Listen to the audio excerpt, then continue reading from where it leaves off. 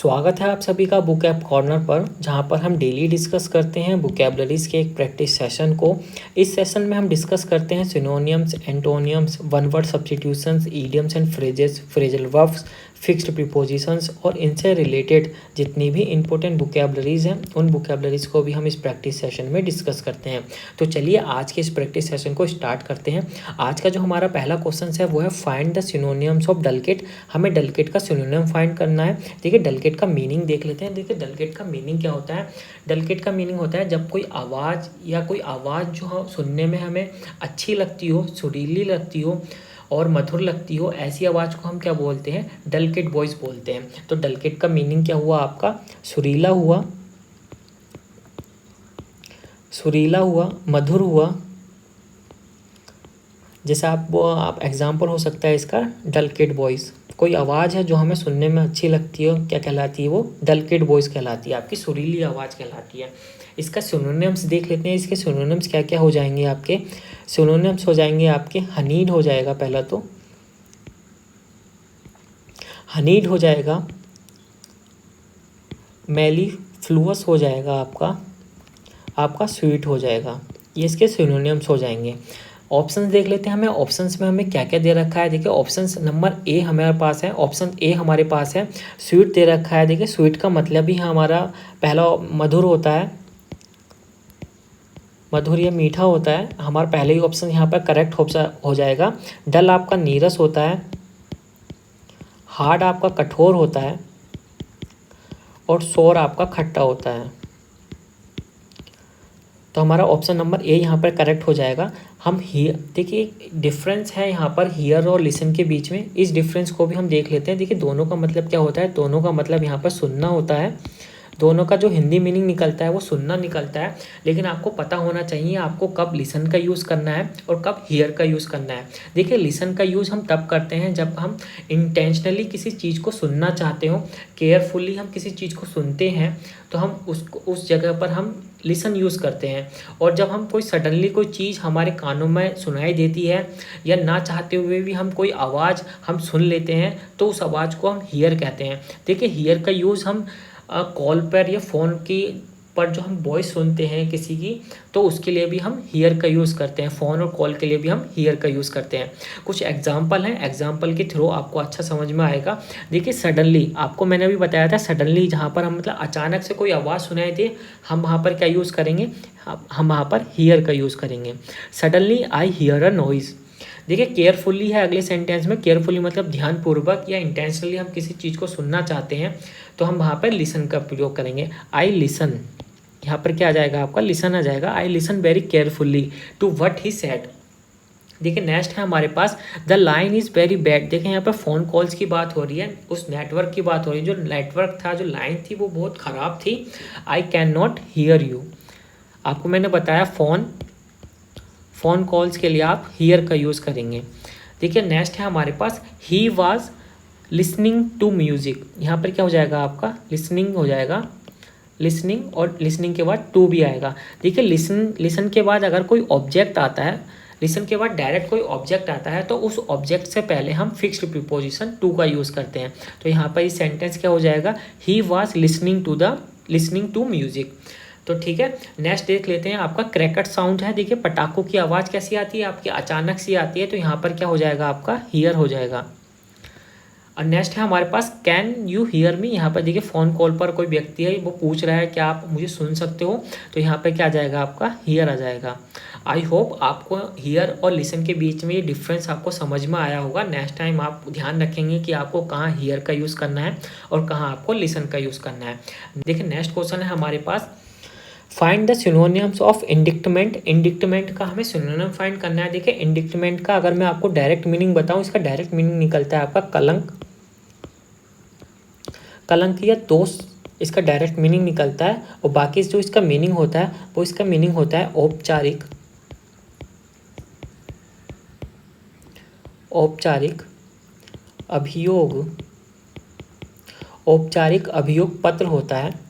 एक ऐसा पत्र जिस पर किसी के दोष या गुनाह लिखे हों, ऐसा ऑफिशियली लेटर को आप क्या बोलेंगे, इंडिक्टमेंट बोलेंगे। जैसे किसी के खिलाफ आप एफआईआर कर देते हो, उस एफआईआर में, उस लेटर में आप उस दूसरे व्यक्ति जिस पर केस करना चाहते हो, उस जिसके खिलाफ एफआईआर की गई है, उसके दोष लिखते हो, उसके जो दोष हैं, उसके जो गुनाह हैं उस एफआईआर में लिखे होते हैं, और वो एफआईआर उस व्यक्ति के लिए क्या कहलाती है, दोष या कलंक कहलाती है। आप इसे याद रखेंगे। इंडिक्टमेंट मतलब आपका होता है औपचारिक अभियोग पत्र होता है, और आपका अगर इसका डायरेक्ट मीनिंग याद रखना है तो डायरेक्ट मीनिंग आपको इसका कलंक या दोष, इसका डायरेक्ट मीनिंग आप याद रख सकते हैं।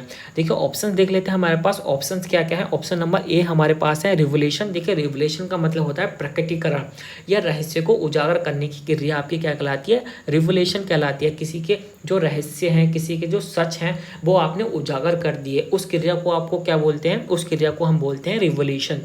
और आपका ऑप्शन नंबर बी है आपका एक्यूटल। एक्यूटल आपका बरी होना होता है, रिहा होना होता है, या दोष से छुटकारा पाने की जो क्रिया होती है आपकी रिहाई होती है। एक्यूटल आप लिख सकते हो, आपके यहाँ पर रिहाई लिख सकते हो, किसी की रिहाई हो गई। रिफ्यूज़ल आपका क्या होता है, देखिए रिफ्यूज़ल होता है आपका इनकार करना, इनकार होता है आपका, या नामंजूरी। आपका क्या कहलाता है, आपकी रिफ्यूज़ल कहलाता है। देखिए एक्यूजेशन आपका क्या होता है, आरोप या दोष या दोषारोपण आपका क्या कहलाता है, एक्यूजेशन कहलाता है। यहाँ पर ऑप्शन नंबर डी यहाँ पर करेक्ट हो जाएगा। डी का मतलब क्या होता है आपका, दोष या आरोप, आपका क्या एक्यूजेशन हो जाएगा।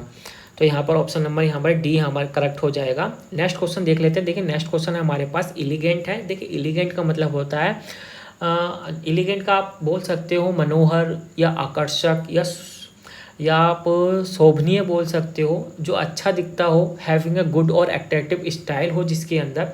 जैसे आप एलिगेंट हैंड राइटिंग हो सकती है, या किसी का डांस आपको अच्छा लगता हो, आपको कॉम्प्लीमेंट देना हो, तो आप क्या कह सकते हो, उसका जो डांस है वो कैसा है, एलिगेंट डांस है, या वो एलिगेंट डांसर है। तो आपका इसका जो हिंदी मीनिंग आपको आप लिख सकते हो मनोहर लिख सकते हो, मनोहर या शोभनीय लिख सकते हो। पॉजिटिव वर्ड है ये एक। आपका देखिए ऑप्शन देख लेते हैं। हमें ऑप्शंस में हमें क्या क्या दे रखा है। ऑप्शन में हमें क्रूड दे रखा है। देखिए क्रूड आपका अशोभनीय हो गया, आपका अपरिष्कृत हो गया। देखिए अपरिष्कृत मतलब आपका होता है जो साफ़ सुथरा ना हो, जिसे अभी जो अनरिफाइंड हो, जिसे रिफाइंड ना किया गया हो, आपका क्या कहलाता है, क्रूड कहलाता है। देखिए जैसे क्रूड ऑयल होता है, कच्चा तेल होता है, कच्चा तेल में आपको कच्चा तेल को रिफाइंड करके आपके पेट्रोल बनता है, डीजल बनता है, और विभिन्न प्रकार के क्या बनते हैं, ऑयल निकलते हैं उसमें से। नेक्स्ट है आपका इफ़िशिएंट। इफ़िशिएंट आपका निपुण होता है, या कुशल आप बोल सकते हो, निपुण या कुशल, किसी कार्य में निपुण है या कुशल है। कोई आपका हो गया, कोई आपका टिमिड हो गया, डरपोक या लचीला या शर्मीला आपका क्या कहलाता है, कोई कहलाता है। और आपका एलोक्वेंट, एलोक्वेंट आपका क्या हो गया, भाषण पट्टू हो गया। कोई ऐसा व्यक्ति जो अपने भाषण से, अपनी बोली से वो बहुत अच्छा कन्वर्सेशन कर सकता है, डिबेट कर सकता है, या अपने आप को बहुत अच्छा एक्सप्रेस कर सकता है अपनी बोली से, अपने भाषण देकर अपने आप को बहुत अच्छा एक्सप्रेस कर सकता है। ऐसे व्यक्ति क्या कहलाता है, आपका एलोक्वेंट कहलाता है। तो यहाँ पर हमें एंटोनियम फाइंड करना था। एंटोनियम किसका, एलिगेंट का। एलिगेंट का मतलब आपका शोभनीय हो गया, और ऑप्शन नंबर यहाँ पर ए यहाँ पर हमारा करेक्ट हो जाएगा। क्रूड मतलब अशोभनीय हो गया, जो अभी शुद्ध रूप में ना हो, जो असंस्कृत हो, आपका क्रूड हो गया। देखिए नेक्स्ट क्वेश्चन है हमारे पास, find the one word substitutions of. हमें वन वर्ड सब्स्टिट्यूशन फाइंड करना है किसका, वन हु लव्स बुक्स। कोई ऐसा व्यक्ति जो किताबों से बहुत प्रेम करता हो, क्या कहलाता है, आपका बिब्लियोफाइल कहलाता है। हमारा फोर्थ ऑप्शन यहाँ पर ठीक हो जाएगा, आपका ग्रंथ प्रेमी। आप ग्रंथ प्रेमी लिख सकते हो इसे, या पुस्तक प्रेमी। पुस्तक प्रेमी आपका क्या कहलाता है, बिब्लियोफाइल कहलाता है। अच्छा, जो पुस्तकों को कलेक्ट करता हो, कंपाइल करके रखता हो, उसे क्या कहेंगे आप, बिब्लियोग्राफर बोलेंगे। ये क्या हो गया आपका, ग्रंथकार हो गया, या ग्रंथ सूचीकार हो गया आपका, ग्रंथ सूचीकार। ठीक है। और स्कॉलर आपको पता ही है, स्कॉलर आपके पंडित होता है। स्कॉलर पंडित या विद्वान होता है। टीचर आपका अध्यापक होता है। तो यहाँ पर हमारा ऑप्शन नंबर डी यहाँ पर करेक्ट ऑप्शन हो जाएगा। यहाँ पर हमें फाइंड करना था वन हु लव्स बुक्स, और इसका जो करेक्ट ऑप्शन है वो बिब्लियोफाइल है। नेक्स्ट क्वेश्चन देख लेते हैं। नेक्स्ट क्वेश्चन है हमारे पास, find the one word substitutions. हमें वन वर्ड सब्स्टिट्यूशन फाइंड करना है किसका, one who has obstinate and narrow religious views. ऐसा व्यक्ति जो अपने रिलीजियस, जो उसके रिलीजियस, जो उसके धार्मिक विचार हैं या उसकी जो धार्मिक विचारधारा है, वो उसी को ही सबसे सर्वोपरि मानता हो, और उसकी जो सोच है वो बहुत नैरो माइंडेड है और बहुत अड़ियल है। वो अपने इस रिलीजियस व्यूज़ को लेकर कि जो उसका जो धार्मिक जो विचारधारा है वही ठीक है, बाकी जो दुनिया है वो गलत है, जो उसे दुनिया समझाती है कि ऐसा नहीं करना चाहिए, ऐसा होता है, ऐसा होता है, वो किसी की नहीं सुनता। वो क्या होता है, आपका कट्टर होता है। तो यहाँ पर इसका ऑप्शन नंबर बी यहाँ पर ठीक हो जाएगा, कट्टर या हठधर्मी। ऐसे व्यक्ति को आप क्या बोलते हैं, बिगॉट बोलते हैं। ठीक है, और ऑप्शन बाकी का ऑप्शन देख लेते हैं यहाँ पे। पैसे तो ऑप्शन नंबर हमारा बी यहाँ पे करेक्ट हो जाएगा, और बाकी के ऑप्शन भी देख लेते हैं। देखिए थियोसॉफिस्ट यहाँ पे दे रखा है। देखिए थियोसॉफिस्ट क्या होता है, आपका आत्मज्ञान में विश्वास करने वाला व्यक्ति आपका क्या कहलाता है, थियोसॉफिस्ट कहलाता है। और आपका आत्मज्ञान या ब्रह्म विद्या में विश्वास करने वाला आपका व्यक्ति क्या कहलाता है, थियोसॉफिस्ट कहलाता है। फिलोसफर आपका दार्शनिक हो गया, आपका दार्शनिक हो गया।